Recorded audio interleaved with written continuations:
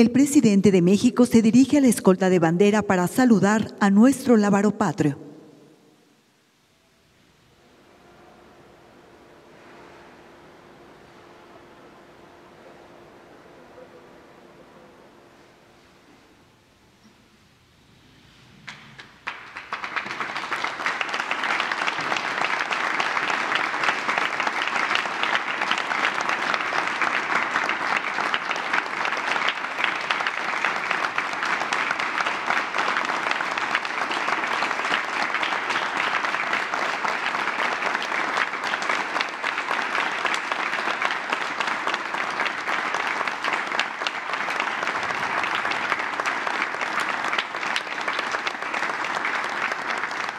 Se rendirán los honores al presidente constitucional de los Estados Unidos mexicanos y comandante supremo de las Fuerzas Armadas.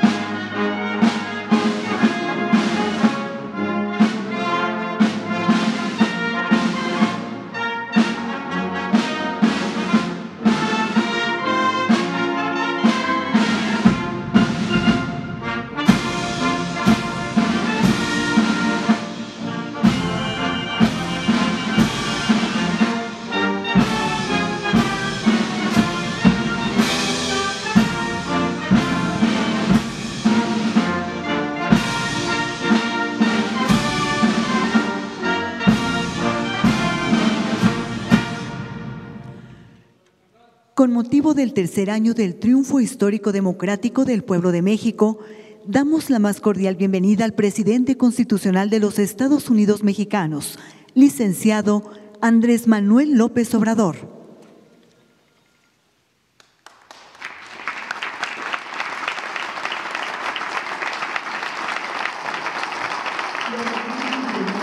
Gabinete legal y ampliado del Gobierno de México, representantes de los medios de comunicación y quienes nos siguen por Internet a través de las redes sociales. Sean todos bienvenidos. Escuchemos el mensaje que dirige el licenciado Andrés Manuel López Obrador, presidente constitucional de los Estados Unidos mexicanos. Amigas, amigos, integrantes del Gabinete de Gobierno, representantes de instituciones, mujeres, hombres, servidores públicos. Como es costumbre, cada 3 meses informamos al pueblo de México sobre la situación que guarda el país y la forma en que gobernamos. En los 3 meses que corresponden a este informe, se han presentado signos alentadores de recuperación de las crisis sanitaria y económica. De abril a junio se redujo considerablemente el número de contagios y, lo más importante, en este periodo se han registrado menos fallecimientos por COVID. Aunque se trata de un comportamiento mundial, porque ya empieza a sentirse el efecto positivo en la aplicación de nuevos medicamentos, especialmente por la vacuna, no debemos dejar de reconocer el esfuerzo conjunto hecho por el pueblo y el gobierno para ir recuperando poco a poco la normalidad. Que no se olvide la actitud responsable de muchos mexicanos que se han cuidado, ya sea en sus domicilios o quienes tienen la necesidad imperiosa de salir a buscar el sustento diario en la calle. Que no se borre de la memoria la forma en que se cuidó en la familia a los adultos mayores y a quienes padecen de enfermedades crónicas. Agradezcamos a los que cerraron un negocio pero no dejaron de pagar a sus trabajadores. Expresemos nuestra gratitud a los médicos, enfermeras y trabajadores de la salud que arriesgaron sus vidas para salvar a otros. Todos estos gestos de amor y solidaridad verdadera han ayudado a sobrellevar los sacrificios y el sufrimiento.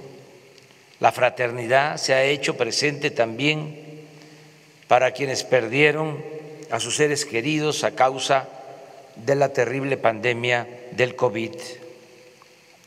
En cuanto a nuestra actuación, hemos hecho todo lo que humanamente es posible para enfrentar esta pandemia y salvar vidas. Es público y notorio que informamos y respondimos a tiempo, que levantamos con oportunidad el sistema de salud pública que estaba en ruinas.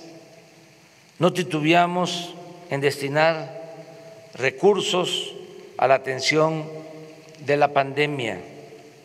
En 15 meses el presupuesto de salud se ha incrementado en 70,000 millones de pesos. Se terminaron, reconvirtieron y equiparon hospitales. Se contrató y capacitó a más de 70,000 trabajadores de la salud. En fin, se logró que ningún enfermo se quedara sin una cama, equipo de respiración o personal de salud que lo atendiera. Aún cuando en estos sensibles y tristes acontecimientos no es correcto hacer comparaciones, me limito a decir que nuestro país no está colocado ni en América ni en el resto del mundo en los primeros lugares en mortalidad por COVID.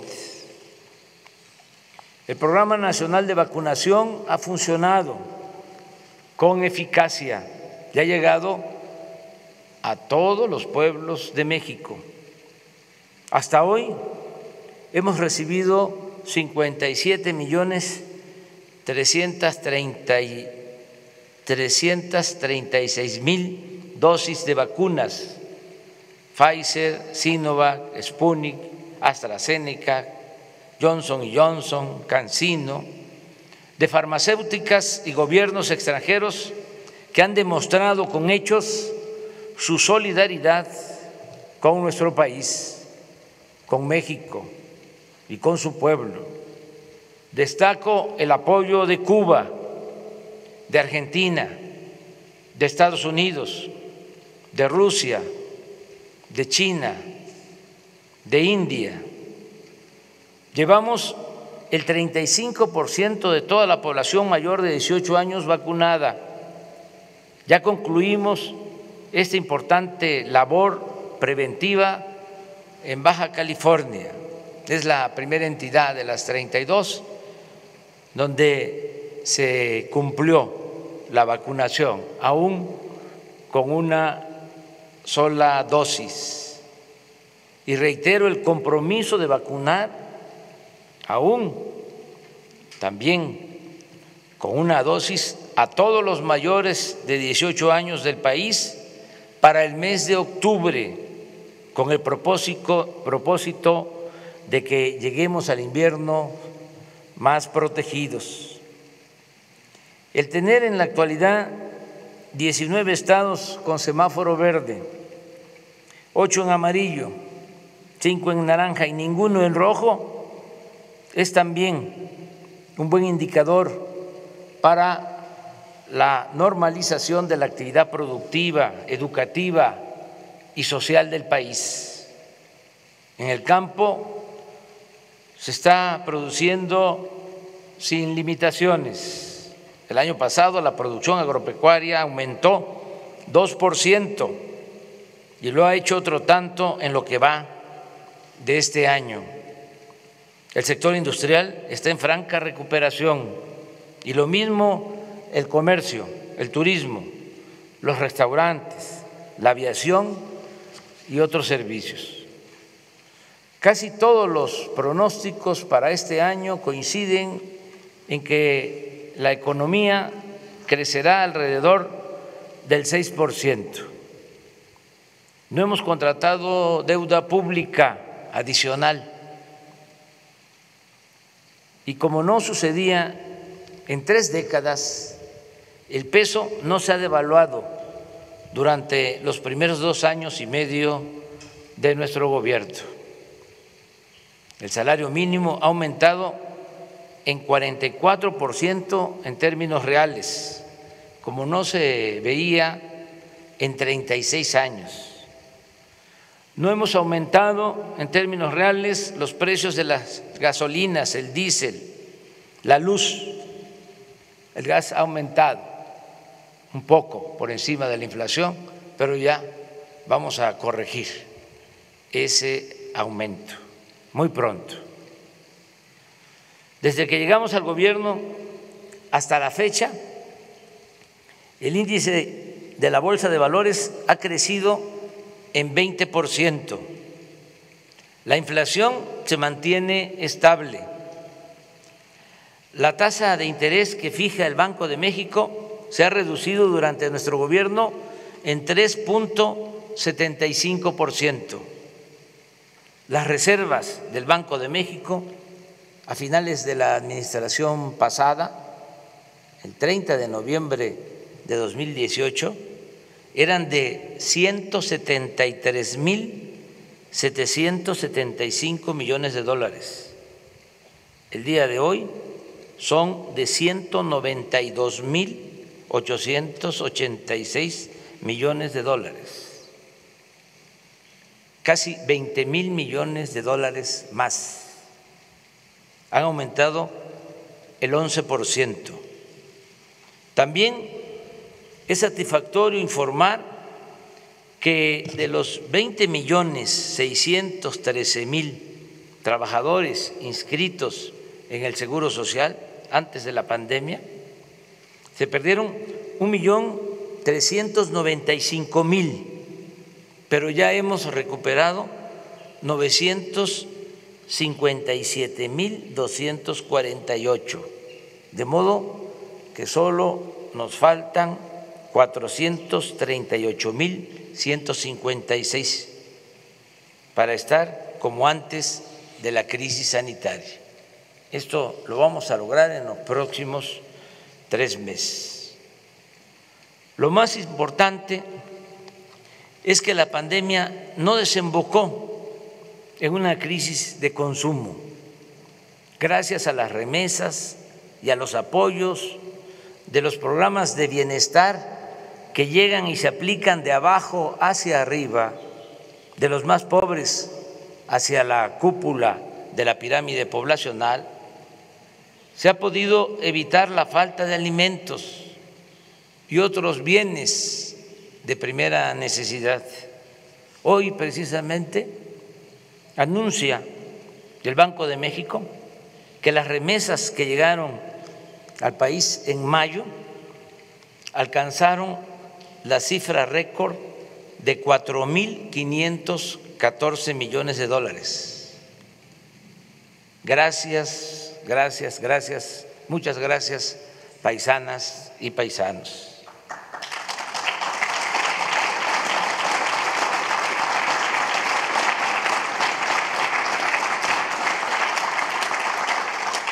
No ha habido asaltos a comercios, ni actos de vandalismo o desesperación por hambre o desatención a las necesidades básicas de la gente. Hay gobernabilidad en nuestro país. En materia de seguridad pública también hemos avanzado, aún con la complejidad del problema que heredamos. Ya estaban integradas las bandas, los grupos delictivos cuando llegamos. No creo que se hayan creado nuevos grupos en estos 2 años y medio. Es el Cártel Jalisco o del Pacífico o el de Guanajuato, los que ya habían, los que estamos enfrentando, no declarándoles la guerra, porque la violencia no se puede enfrentar con la violencia, sino con otros métodos más humanos y más eficaces. Estamos atendiendo a los jóvenes, estamos atendiendo a los desposeídos, a los pobres, para que no tengan necesidad de tomar el camino de las conductas antisociales, bajo el criterio de que la paz es fruto de la justicia. De todas formas, ha ido bajando la incidencia delictiva. En el tiempo que llevamos en el gobierno, los homicidios han disminuido 2%, el robo de vehículo en 40%, el secuestro en 41%, el robo a casa habitación en 26%, aunque todavía tenemos aumentos del 14% en feminicidio, en 9% en robo de transporte público individual y en 26% en extorsión. Agradezco, como siempre, el apoyo del Gabinete de Seguridad, que todos los días, de lunes a viernes, esto es inédito, nunca en la historia del país un gobierno había destinado tanto tiempo a atender el problema de la inseguridad y de la violencia. Todos los días, de lunes a viernes, de 6 a 7 de la mañana, se reúnen servidores públicos, el secretario de la Defensa, el secretario de Marina, la secretaria de Seguridad Pública, la secretaria de Gobernación, el consejero jurídico. Los lunes se invita a la jefa de gobierno de la Ciudad de México y se reciben los reportes, lo que sucede en todas las regiones del país. Se toman medidas para actuar y conseguir la paz y la tranquilidad. Aquí también aprovecho para agradecer el respaldo de todos los miembros del gabinete y de las instituciones que se han comportado a la altura de las circunstancias. Es un equipo de trabajo de mujeres y de hombres que han demostrado ser auténticos servidores públicos, trabajadores, honestos y algo que es muy importante, con profundas convicciones sociales. Aún con la crisis de la pandemia y de la economía, pudimos celebrar una de las más numerosas y competidas elecciones de la historia de México, sin problemas mayores y consolidando al mismo tiempo el sistema y el método democrático, guiados por el ideal maderista y por nuestras convicciones a favor de la causa de la democracia y en contra del fraude electoral que padecimos durante mucho tiempo.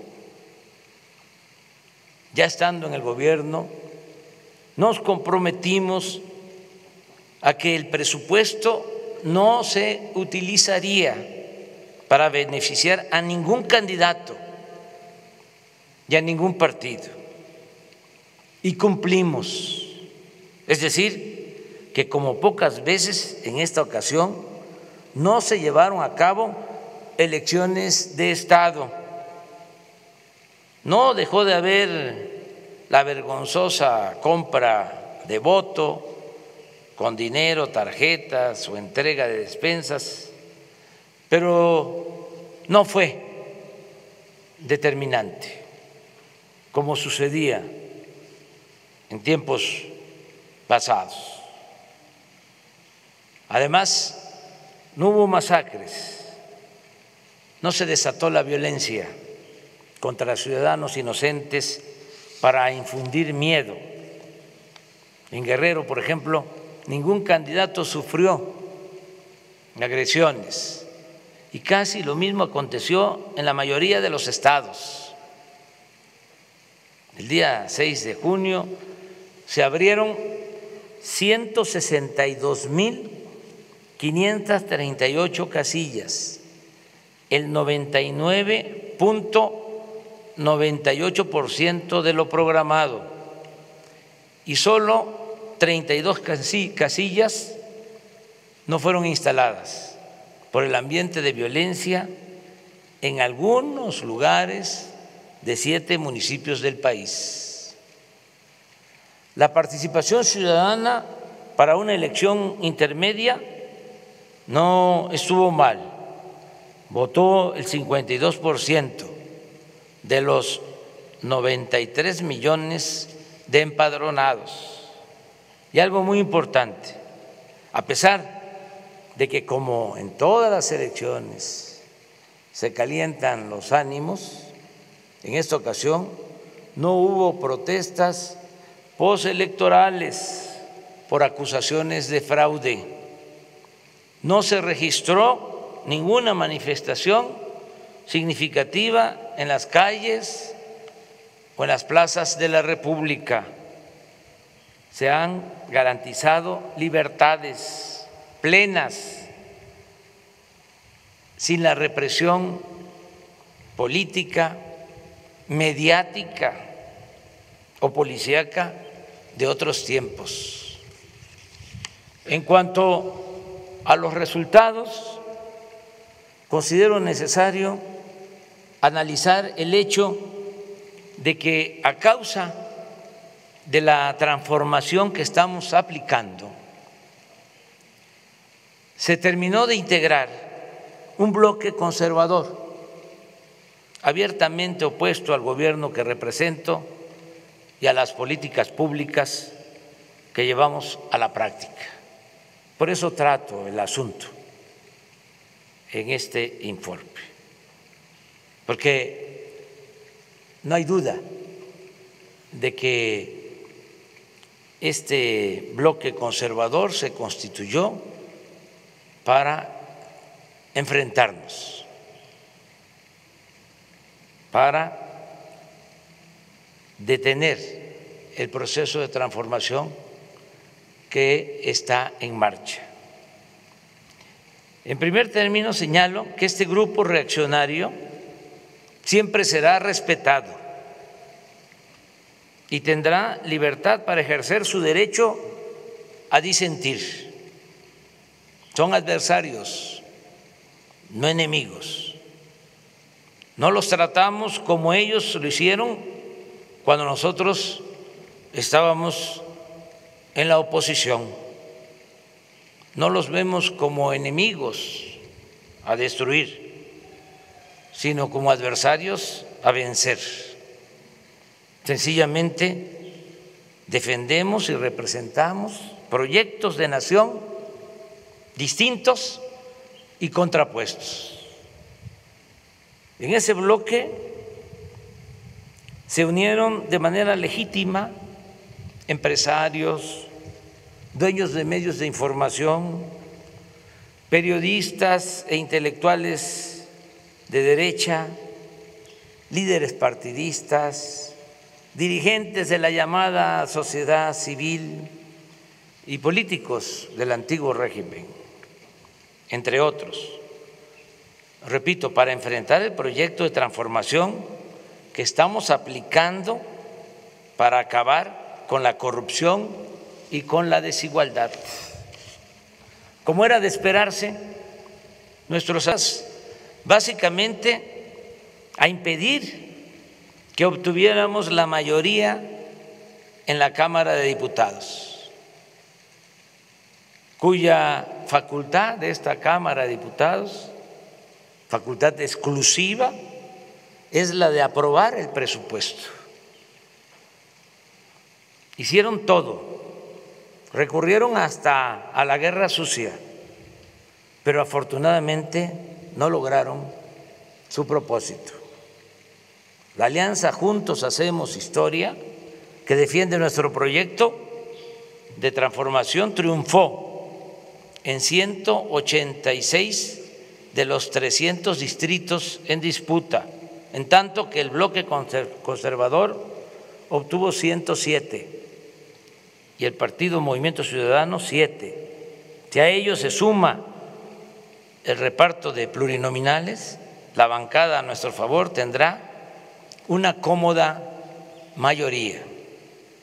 En otras palabras, ya se cuenta con la seguridad de que será aprobado el presupuesto destinado al desarrollo del país y al bienestar del pueblo.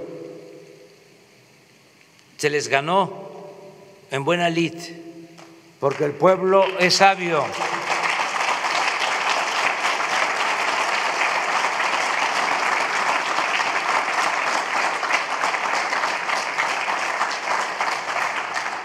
No podrán detener las ayudas destinadas a los pobres,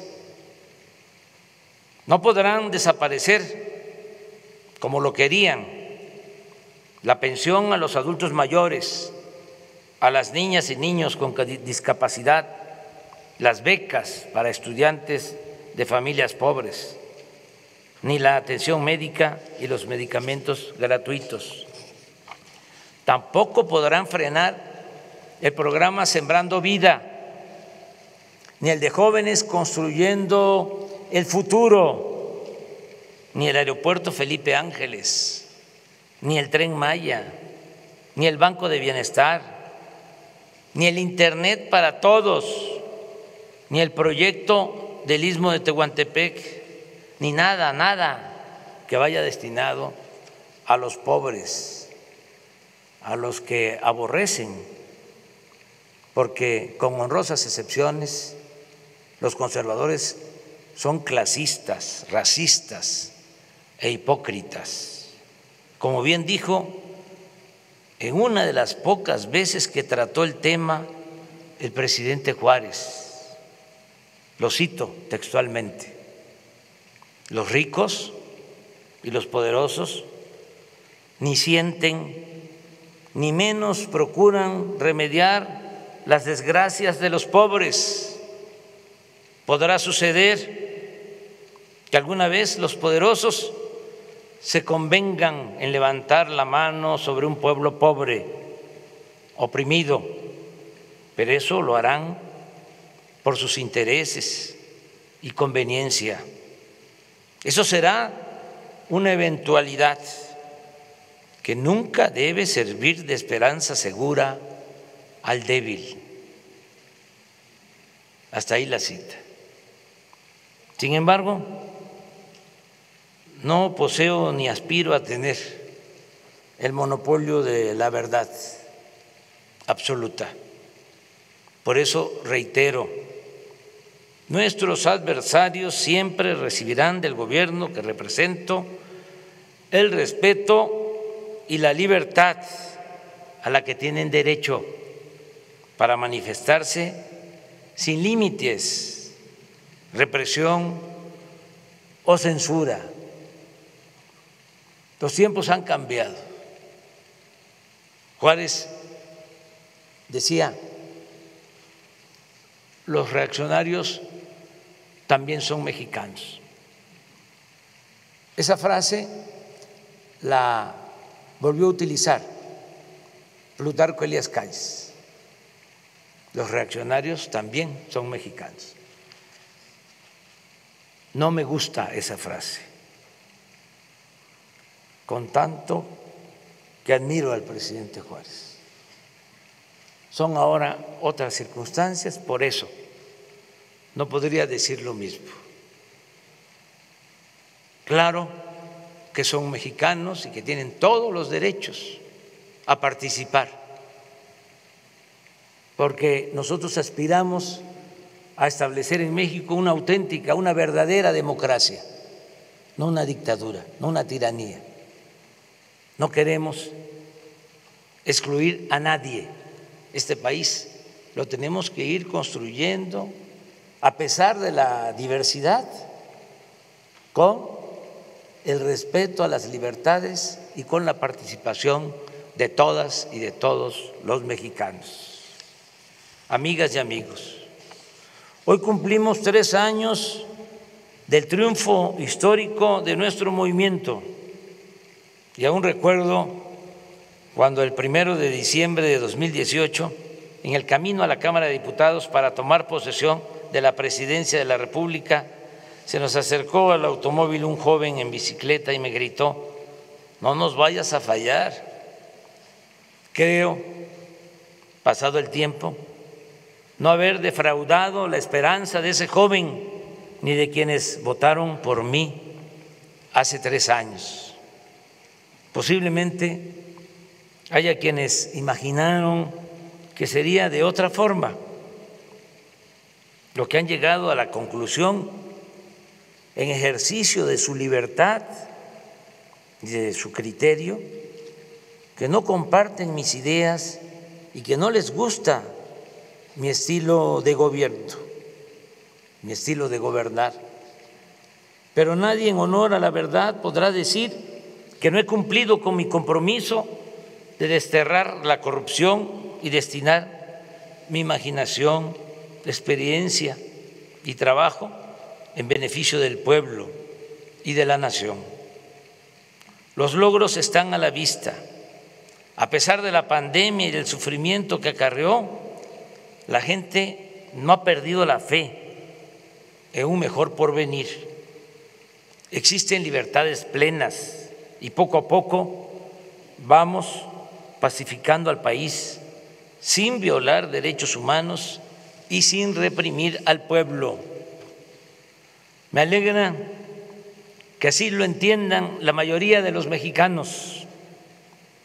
Hace 3 días se terminó de levantar una encuesta telefónica nacional aplicada por nosotros y comparto con ustedes algunas preguntas y respuestas, y subrayo, aplicada por nosotros, para que no se vaya a malinterpretar. Cuando digo aplicada por nosotros, se debe también pensar que tenemos 3 principios rectores: no mentir, no robar y no traicionar al pueblo. Las preguntas y las respuestas. Con respecto al año pasado, ¿cómo es su situación económica actual? Mejor, 15.3%. Igual, 42.9%. Peor, 40.0%. No sabe, no contestó, 1.9%. Otra, ¿cómo cree que será su situación económica el siguiente año? Mejor, 38.4%. Igual, 26.8%.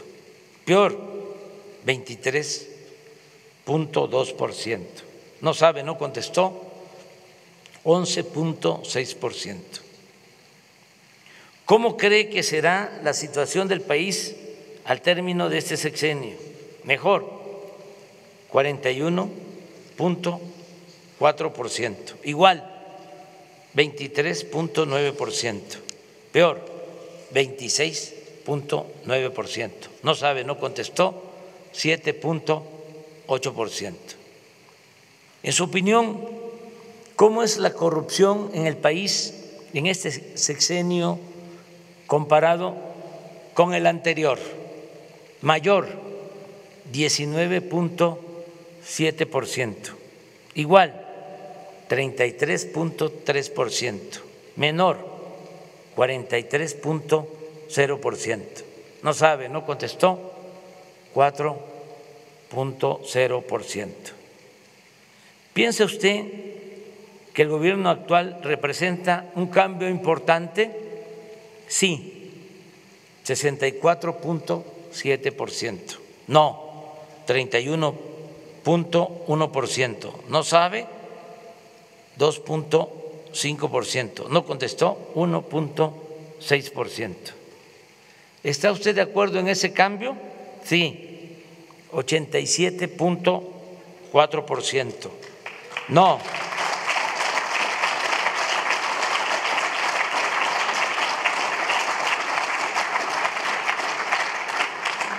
No, 9.6%.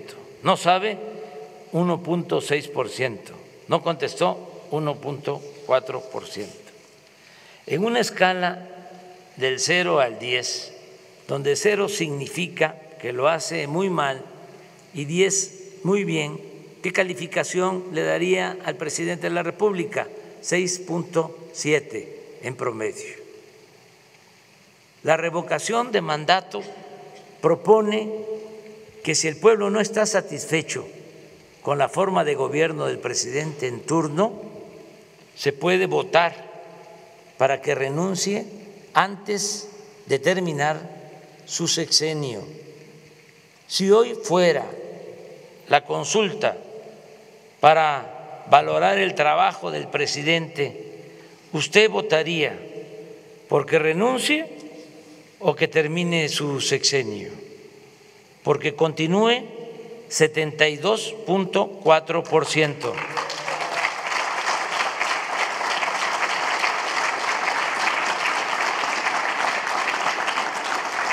Porque renuncie, 22.7%.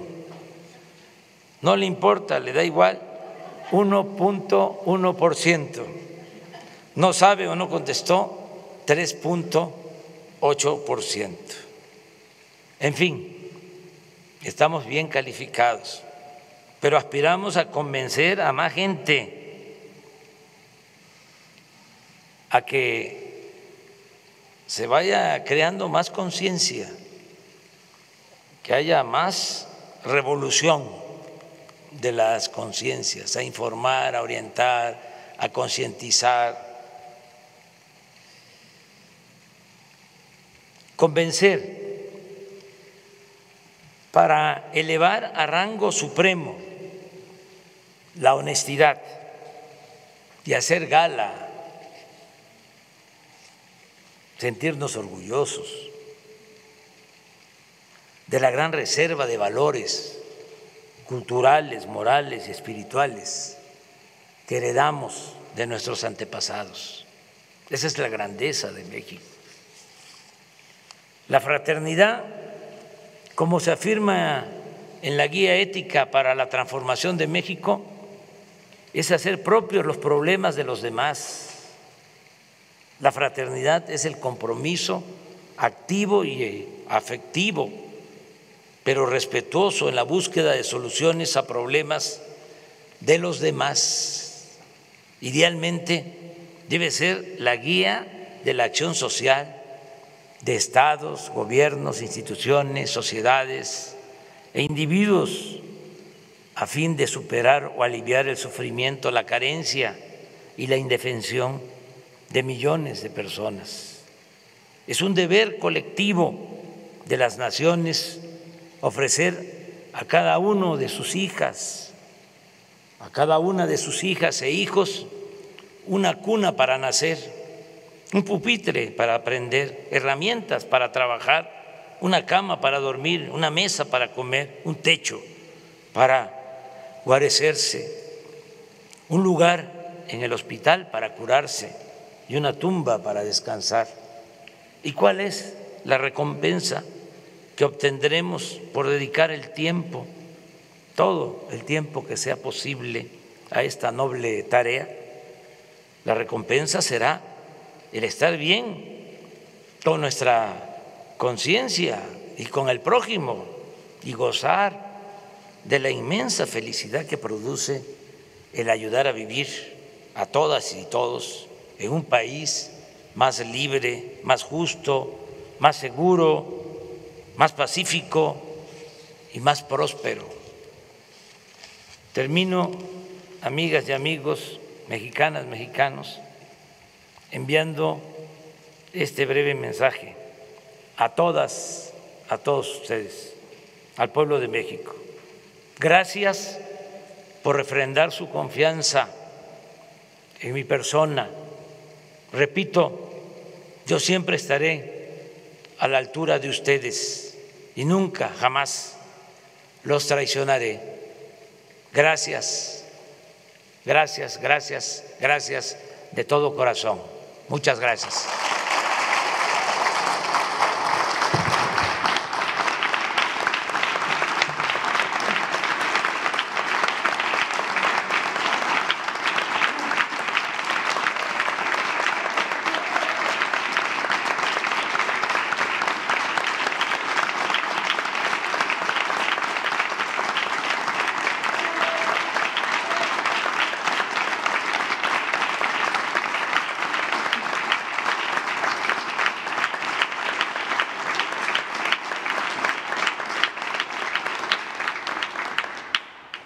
Se rendirán los honores al presidente constitucional de los Estados Unidos mexicanos.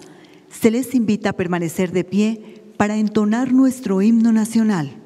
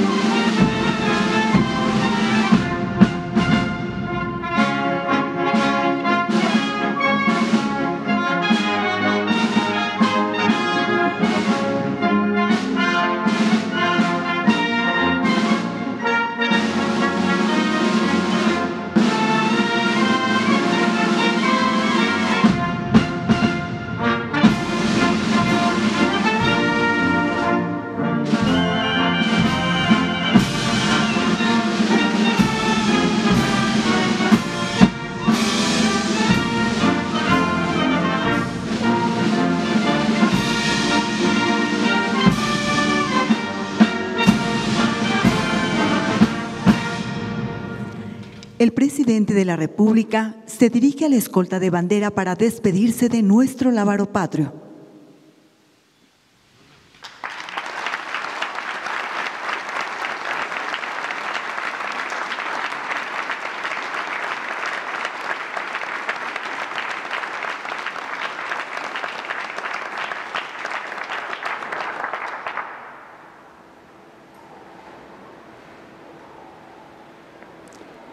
Se agradece la asistencia del presidente de México, de nuestros distinguidos invitados, medios de comunicación y público en general.